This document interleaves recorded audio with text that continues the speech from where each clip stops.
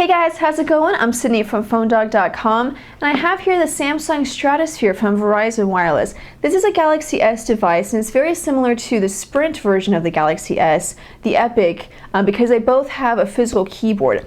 Other than that, it still has that 4-inch Super AMOLED display, but it does ship with the latest version of Android 2.3, so that's a nice plus.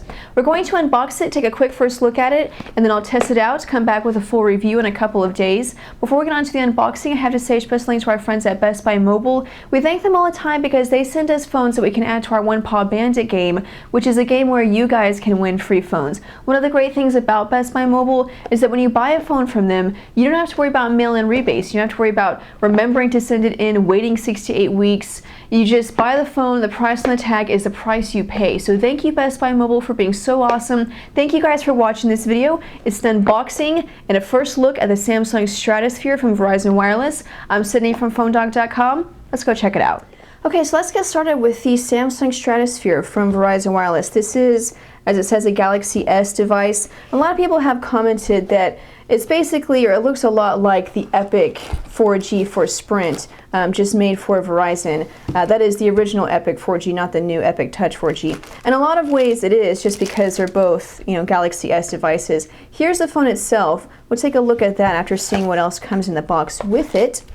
You get your data transfer cable, micro USB looks like, to standard USB, so you use this for data transfer as well as charging. You just plug it into this modular charger and then you use that to charge the phone. Otherwise, you get product safety and warranty information, probably also the user guides are in here, consumer information, lots of fun reading material. So we'll put all of that back in the box and then get started with the phone. So yeah, it is in a lot of ways very similar to the Epic 4G on Sprint, which isn't necessarily a bad thing. If you liked the Epic, if you wanted an Android device with a physical keyboard, but you're on Verizon, you now have an option. Or if you like the Galaxy S devices, but maybe the new Galaxy S2 isn't quite in your price range. There's a lot of pluses to this device. It's definitely not a shabby device by any means. It has a 4-inch Super AMOLED display, a 1 GHz Hummingbird processor, and then as you saw there, it's a 4G device. It uses Verizon's LTE network. So definitely a great high-end device for anyone that needs a physical keyboard or just, happens to like Samsung devices. So wait for it to load up here and then we'll take a look at it. Now, one of the pluses that this phone has as opposed to something like the Epic on Sprint, nice, I'm smart. I know how to read. One of the pluses, or a couple of the pluses to this device as opposed to something like the Epic on Sprint is that one, it ships with Android 2.3 out of the box. You don't have to worry about waiting for the update. And also, along with that, it also ships with the newest version of Samsung's UI, which is called TouchWiz. So that's something that you won't get on other Samsung devices that came out previously, a year ago. And it's definitely a plus because it adds a lot of improvements. A lot of improvements have been made to this new version. It just looks better, functions a little bit better. You can see on the front here the clock and weather widget looks a little different on from previous Samsung devices. If we take a look at the bottom here, we have a dock with shortcuts for phone, contacts, messaging, applications. If we go to the applications drawer, this is a little different from other Android devices. It slides from left to right as opposed to sliding up and down. And this is something that Samsung has kind of taken a lot of flack for. People say it looks similar to iOS, and it does. But if you like that look, then there you go. We'll take a look and see what apps come out of the box with the phone. You get Amazon Kindle, Backup Assistant, Blockbuster, Books. That's a new feature that ships with all Android 2.3 devices. Desk Cradle, City ID. These other apps are apps that you'll get with all Android devices, but we'll see what comes specifically to the Stratosphere. Guided Tours, Let's Golf 2, Media Hub. That's a Samsung app. Mobile hotspot, the phone can act as a mobile hotspot for up to 8 devices, so that's nice. My Verizon Mobile, NFL Mobile, Need for Speed Shift, and then just a ton of Verizon apps, Vcast, Media Music, Tones, Videos, Voicemail, Slacker, and then Quick Office and then VZ Navigator. So quite a few apps out of the box, you know, bloatware if you want to call it that. Some of them you may use, most of them you'll probably never use, but there they are. So let's take a quick hardware tour of the phone. I mentioned already that the display is a 4-inch Super AMOLED display, and we say this in every video, but the camera just doesn't really do it justice. Super AMOLED or Samsung Super AMOLED displays are absolutely beautiful. They're very clear, rich, bright. Just, you know, some of the best displays in the world. Definitely looks very nice on the Stratosphere.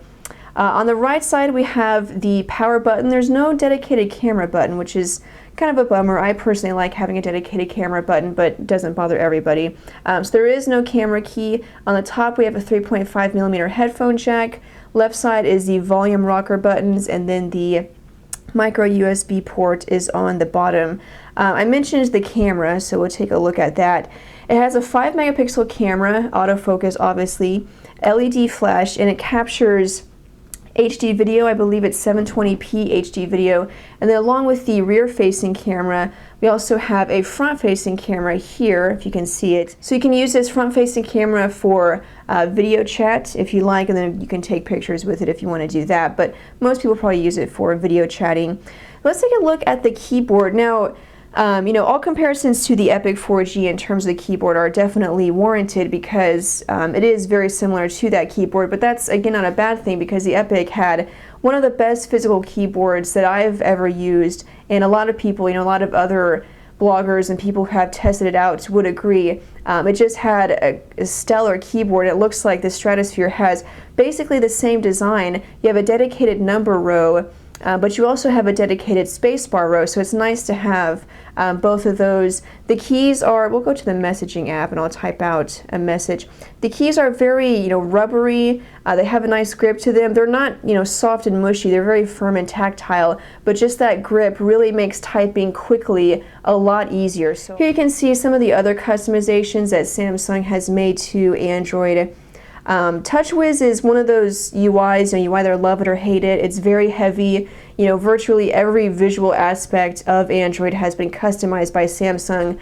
TouchWiz is personally one of my favorite UIs, but you know, not everyone likes it. So I'll go over in the full review, kind of give you an idea of everything about it, or everything about Android that it changes. But overall, the phone seems to be performing great. Let's turn the phone over and we'll see, take a look at the battery. The battery, it doesn't say on the outside, so I'll have to take it out. I know you guys hate that, but I have to. I know you want to know. It's an 1800 milliamp hour battery, so quite a large battery, but considering that it's an Android device, it's a 4G device, those tend to drain the battery much faster than your typical 3G Android device. So 1800 seems about right. It seems like it's a large enough battery to at least get you through a day. Again, I'll have to test it out, put it through its paces, and see exactly how it performs. But that's what you get with the phone. So that is just a quick first look at the Samsung Stratosphere from Verizon Wireless.